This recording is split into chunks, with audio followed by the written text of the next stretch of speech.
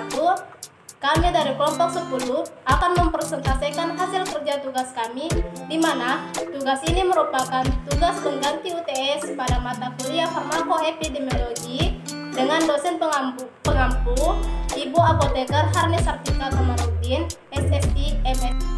Berikut pemaparan materi dari kami. Materi pertama yaitu farmakoepidemiologi. Farmakoepidemiologi berasal dari kata farmakon yang berarti obat, epi yang berarti pada, demos penduduk, dan logos yang berarti ilmu. Jadi, farmakoepidemiologi didefinisikan sebagai ilmu yang mempelajari tentang penggunaan obat dan efek sampingnya pada manusia atau masyarakat. Penggunaan obat rasional adalah penggunaan obat sesuai dengan kebutuhannya dan disesuaikan dengan penyakit yang diderita oleh pasien dan untuk meminimalisasikan efek samping. Penggunaan obat rasional menurut WHO yaitu apabila pasien menerima obat yang tepat untuk kebutuhan klinis dalam dosis yang memenuhi kebutuhan untuk jangka waktu yang cukup dengan biaya terjangkau. Terdapat beberapa aspek pengobatan rasional. Yang pertama, tepat diagnosis. Tepat diagnosis adalah penentuan kondisi kesehatan yang sedang dialami oleh seseorang sebagai dasar pengambilan keputusan medis untuk pengobatan. Yang kedua, tepat indikasi penyakit adalah tanda-tanda atau gejala penyakit yang dialami oleh pasien. Yang ketiga, tepat pasien adalah obat yang diberikan kepada pasien yang mengalami kondisi kesehatan yang sesuai dengan obat yang akan diberikan.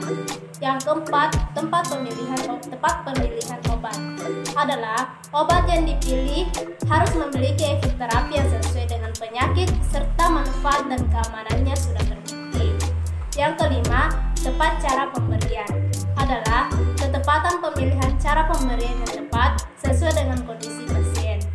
Yang keenam, tepat dosis adalah jumlah obat yang diberikan berada pada range terapi yang tepat. Jika dosis berlebih, maka akan menimbulkan efek toksik. Dan jika dosis kurang, maka efek yang kita inginkan tidak akan sesuai dari yang diharapkan. Yang ketujuh, efek samping obat adalah efek yang tidak diinginkan yang muncul pada saat pemakaian suatu obat pada dosis terapinya. Yang kedua adalah desain studi farmakoepidemiologi. Desain studi atau bentuk pembelajaran merupakan bentuk penelitian untuk menemukan suatu jawaban dari permasalahan yang terjadi di masyarakat terkait pengobatan baik mengenai resiko, indikasi, dan efek samping. Jenis-jenis desain studi farmakoepidemiologi terbagi menjadi dua. Yang pertama yaitu studi deskriptif, yaitu studi yang hanya menggambarkan karakteristik individu, tempat, dan waktu. Pada studi ini diharuskan dapat menjawab pertanyaan apa, di mana, dan kapan. Bagian studi deskriptif yaitu studi ekologi atau secara populasi dan studi kasus atau secara individu. Yang kedua adalah studi analitik, yaitu studi yang menjelaskan mengapa ada penyakit dan efek samping dari obat, mencari sebab dan akibat penyakit tersebut, serta menjawab pertanyaan bagaimana dan mengapa. Bagian dari studi analitik itu, pertama observasional, di mana kita hanya sekedar mengobservasi atau mengamati seperti kasus kontrol dan kohort. Yang kedua eksperimental, di mana kita memberikan edukasi menjelaskan cara penggunaan obat yang benar dan adanya campur tangan dari peneliti di dalamnya. Diabetes mellitus dikategorikan menjadi diabetes mellitus dan tidak diabetes mellitus. Hasil penelitian menunjukkan bahwa riwayat diabetes mellitus berpengaruh terhadap kejadian flebitis dengan nilai signifikan sebesar 0,01 untuk pada perempuan kurang dari 0,05. Hasil perhitungan besar resiko diperoleh oleh nilai odds ratio atau OR sebesar 17,88, yang artinya pasien dengan diabetes mellitus mempunyai resiko 17,88 kali mengalami infeksi flebitis dibandingkan dengan yang tidak diabetes mellitus. Nilai OR pada variabel ini bermakna terhadap kejadian flebitis karena 95% CL tidak melewati angka 1 dan nilai OR berada di antara nilai 95%. Desain penelitian farmakoepidemiologi. dalam studi observasional terdapat 3 poin dalam desain penelitian farmakoepidemiologi. Yang pertama, poin pertama proporsional. Poin kedua, kasus kontrol atau case control, dan yang ketiga, kohort. Nah, poin pertama prosepsional adalah studi yang melakukan pengukuran status penyakit, efek samping, faktor resiko yang dapat dilakukan secara bersamaan. Contoh kasus, ketika pasien menggunakan masker dengan pasien yang tidak menggunakan masker terhadap COVID, apakah penggunaan masker berpengaruh terhadap penyebaran COVID? Nah, pengelompokan permasalahan ke dalam 4 kelompok untuk memecahkan masalah tersebut. Yang pertama, pakai masker terkena COVID, pakai masker tidak terkena COVID, tidak pakai masker terkena COVID, tidak pakai masker tidak terkena COVID. Contoh kasus lain, diabetes. Diabetes berpengaruh pada pola makan dan pola hidup. Ada 4 faktor yang menyebabkan diabetes berpengaruh pada COVID-19, yaitu pasien yang minum obat teratur, kadar gula darahnya menurun, pasien yang tidak minum teratur tapi kadar gula darahnya menurun, pasien yang minum obat teratur tapi kadar gula darahnya tidak menurun, dan yang pasien yang terakhir, pasien yang tidak minum teratur, kadar gula darahnya tidak menurun. Ada rumus persepsionalnya, yaitu A per A tambah B, kemudian per C,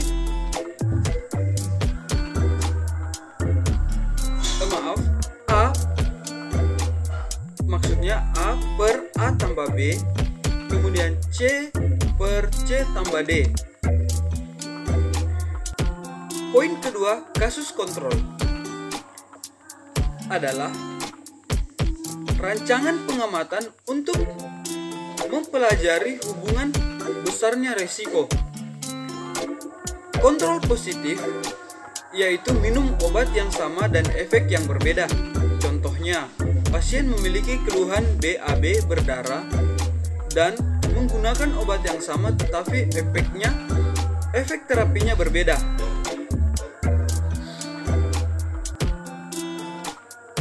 Yang perlu diperhatikan dalam pemecahan masalah yaitu ada 2 poin.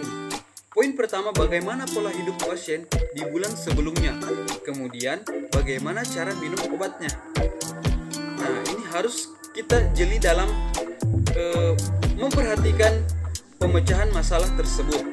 Selanjutnya, membuat kelompok, yaitu kelompok penyakit, terus ada kelompok pengobatan, terus ada kelompok keluhan. Nah, kemudian pada poin kohort adalah studi yang mengkaji mengenai karakteristik pasien. Nah, sedangkan penentuan faktor risiko meliputi 5 poin, yaitu menentukan kuesioner tentang pengobatan yang sesuai dengan indikasi atau gejala fisik dan klinis. Poin kedua, catatan medis berkombinasi dengan catatan medis. Yang ketiga, uji laboratorium. Sedangkan poin keempat, pemeriksaan fisik, dan poin yang kelima, prosedur pemeriksaan khusus atau dokter dan perawat yang melakukannya. Kemudian langkah pertama dalam penelitian, yaitu merumuskan pertanyaan penelitian dan hipotesisnya. Kemudian pertanyaan yang dibuat harus sesuai dengan yang akan dituju. Nah, langkah pertama, tujuan penelitian. Ada 4 poin dalam langkah pertama dalam tujuan penelitian. Yang pertama, pertanyaan, minimal 7 populasi studi. Kemudian, peluang yang sama. Poin ketiga, menentukan kriteria subjek studi atau sebab akibat. Dan poin terakhir, umur faktor adalah hal yang sangat penting.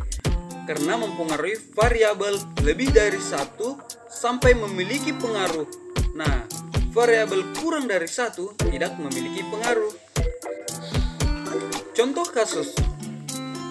Dalam poin contoh kasus ini, ada penelitian dilakukan pada 90 pasien yang terpasang kateter intravena dan menjalani perawatan pada bulan Januari sampai April 2017. Data diperoleh dari kejadian flebitis berdasarkan karakteristik pasien yang meliputi usia pasien, jenis kelamin pasien, status gizi, riwayat hipertensi dan riwayat diabetes mellitus atau DM pada kelompok khusus dan kelompok kontrol.